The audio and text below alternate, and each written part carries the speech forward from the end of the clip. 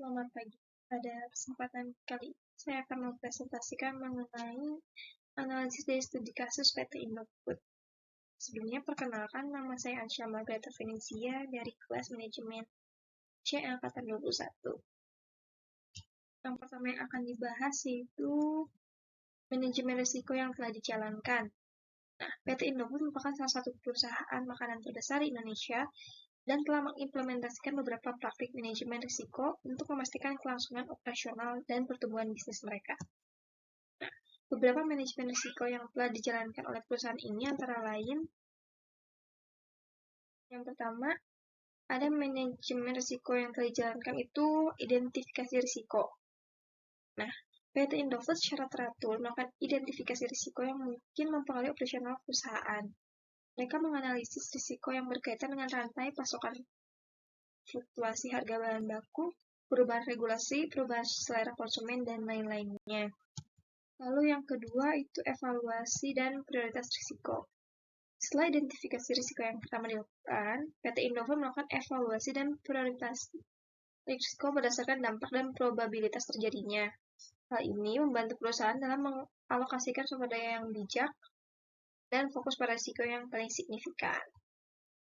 Lalu selanjutnya ada pengembangan strategi mitigasi. Nah, PT Indofood mengembangkan strategi mitigasi untuk mengatasi risiko yang diidentifikasi. Mereka menggunakan pendekatan yang beragam seperti diversifikasi pasokan bahan baku, kontrak lindung nilai, implementasi teknologi canggih untuk meningkatkan efisiensi, dan diversifikasi produk untuk mengurangi ketergantungan pada segmen pasar tertentu.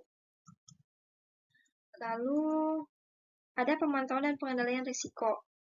Nah, Indofood ini secara teratur memantau dan mengendalikan risiko yang ada.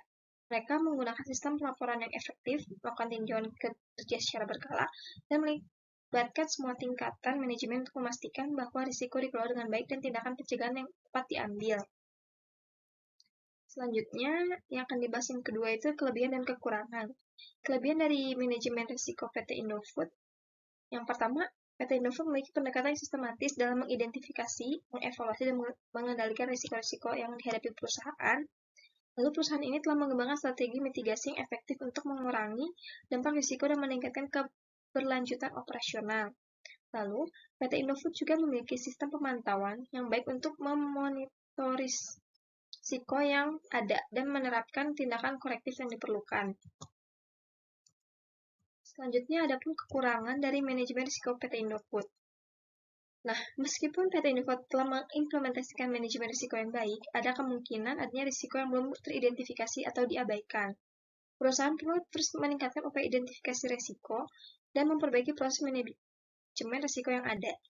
Nah, yang kedua, tergantung pada sumber daya yang terbatas, PT Indofood mungkin menghadapi tantangan dalam mengelola risiko yang bersifat global atau luar negeri, yang dapat mempengaruhi operasional perusahaan. Yang terakhir itu adalah kesimpulan dan saran. Kesimpulan dan analisis yang dilakukan oleh saya mengenai PT Indofood, yaitu PT Indofood telah mengambil langkah-langkah yang signifikan dalam mengimplementasikan manajemen risiko yang baik. Upaya mereka dalam mengidentifikasi, mengevaluasi, dan mengendalikan risiko-risiko yang ada, itu merupakan salah satu langkah efektif dan juga positif. Namun, perusahaan juga perlu terus meningkatkan dan memperbaharui proses manajemen risiko mereka untuk tetap relevan dengan perubahan lingkungan bisnis yang cepat, supaya tetap bisa menyesuaikan ya.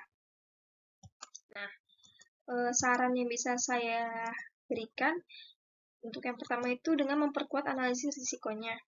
PT Indofood harus terus memperkuat analisis risiko mereka dengan melibatkan berbagai pihak, dari karyawan, pemasok, dan pelanggan. Nah, pendekatan kolaboratif ini akan membantu mengidentifikasi risiko yang mungkin terlewatkan sebelumnya. Lalu, peningkatan kapasitas. Perusahaan perlu mempertimbangkan peningkatan kapasitas dalam hal keahlian manajemen risiko. Nah, ini dapat mencakup pelatihan dan pengembangan sumber daya manusia yang lebih baik di bidang manajemen risiko, sehingga mereka dapat secara efektif mengelola risiko yang kompleks dan berkembang. Lalu, monitoring dan evaluasi terus-menerus. PT Indofood terus memastikan bahwa sistem pemantauan dan evaluasi yang telah ada terus ditingkatkan. Proses ini akan membantu dalam mengidentifikasi perubahan tren risiko serta mengevaluasi keefektifan strategi mitigasi yang telah diterapkan. Nah, selanjutnya, kemitraan strategis. Perusahaan dapat menjalin kemitraan strategis dengan perusahaan lain atau lembaga riset untuk mendapatkan wawasan dan sumber daya tambahan dalam manajemen risiko. Ini dapat membantu PT Indofood menghadapi risiko yang berkaitan dengan perubahan iklim, keberlanjutan, dan aspek lain yang mempengaruhi industri makanan. Sekian yang bisa saya bahas dalam studi kasus yang PT Indofood ini. Mungkin kesimpulan, saran, maupun yang dibahas dapat menyelesaikan persoalan yang ada. Sekian dan terima kasih. Mohon maaf bila ada kesalahan kata.